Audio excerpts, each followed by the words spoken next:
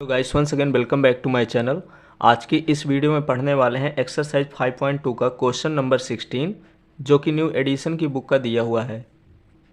Question number 16 दिया हुआ है कि वह एपी का मतलब होता है समांतर श्रेणी, वह समांतर श्रेणी ज्ञात कीजिए जिसका तीसरा पद 16 है और सातवां पद जो है पाँचवें पद से 12 अधिक है। तो पहले जब क्वेश्चन में दिया है उसको लिखेंगे। तीसरा पद दे रखा है, तीसरा पद का मतलब होता है कि A3 बराबर है यहाँ पे 16। तो अगर हमें तीसरा पद दिया है तो इसको हम ऐसे भी लिख सकते हैं कि A+2D इक्वल 16। इसी तरह से आगे प्रश्नानुसार क्या दिया हुआ है कि जो सातवां पद है,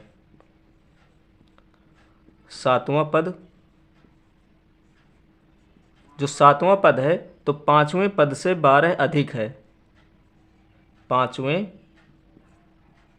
पद से 12 अधिक है। तो हमने 12 को अधिक कर दिया, जितना पांचवा पद होगा उससे 12 अधिक होगा सातवां पद। तो अगर पांचवें पद का मान जो भी है तो उसमें अगर हम 12 को जोड़ देते हैं तो हमारा सातवां पद आ जाएगा।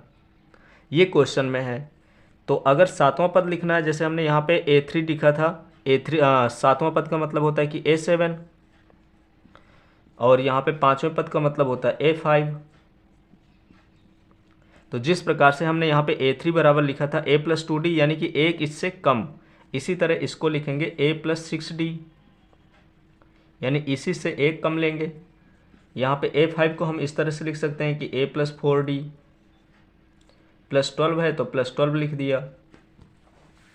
तो इनको हम इधर लाएंगे तो ये हो जाएगा A+6D।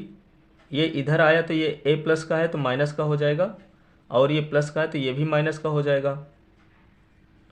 इक्वल में बचेगा सिर्फ 12।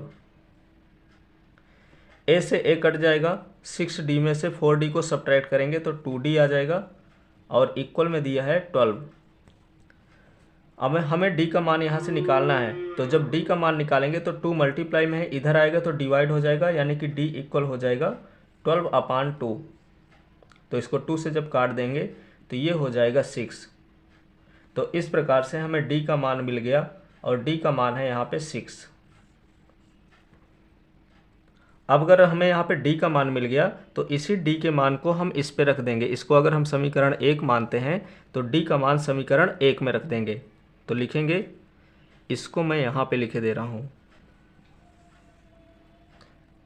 A3 बराबर, यहाँ पे आया था सॉरी, A3 बराबर, A3 को हमने लिखा था, A3 बराबर दिया हुआ था 16, और A3 को हमने लिखा था A+2D इक्वल 16।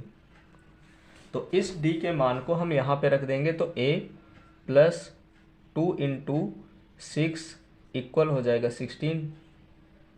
A 6 2 जा हो जाता है 12 इक्वल 16, +12 उधर जाएगा तो माइनस का हो जाएगा, तो A इक्वल हो जाएगा 16 - 12। और 16 में से जब 12 को सब्ट्रैक्ट करेंगे तो A का मान आ जाएगा यहाँ पे 4। इस प्रकार से हमने यहाँ पे प्रथम पद निकाल लिया और सर्वांतर निकाल लिया। अब हमको श्रेणी निकालना है कि वो श्रेणी कौन सी है। तो यहाँ पे लिख लेंगे A बराबर है 4, D बराबर दिया हुआ है 6। अब इनका कोई काम नहीं है, इनको लगाना है, इनके बाद से इसको हल करना है।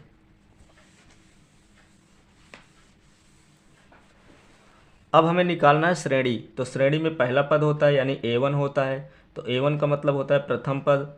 A2 का मान निकालना है तो A2 का मतलब होता है A+D। A3 निकालना है तो A3 का मतलब होता है A+2D। इसी तरह से A4 भी अगर निकालना चाहे तो A4 इक्वल होता है A+3D। ये श्रेणी होती है, पहला पद, दूसरा पद, तीसरा पद, चौथा पद।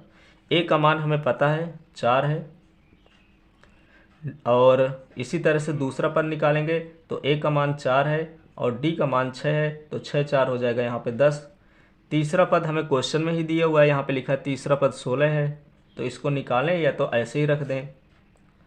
चौथा पद अगर हमें निकालना है तो A का मान यहाँ पे रखेंगे, तो A का मान 4 + 3, D का मान 6 है, तो ये हो जाएगा 4 + 6 3 = 18, और 18 में से 4 को ऐड करेंगे तो 22 आ जाएगा।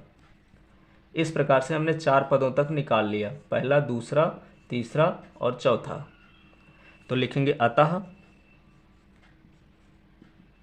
श्रेणी